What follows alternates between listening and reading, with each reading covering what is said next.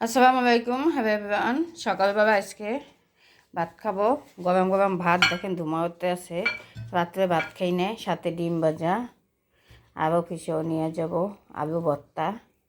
আর এই আলু ভর্তার সাথে এই যে ভেন্ডি ভাজি ছিল রাত্রে, সেই ভেন্ডি ভাজি দিয়ে এখন আর ডিম ভাজি দিয়ে আমার বাড়ির মতন ভাত খেতে বইয়ে গেছি।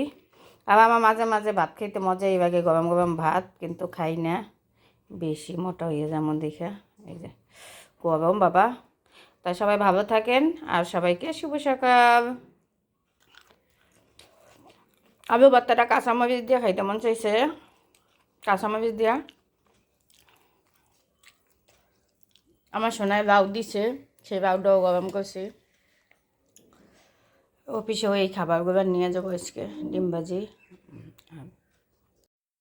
হ্যাঁ ভাই, ভাতের সাথে ভাত খেয়ে চা খাবো।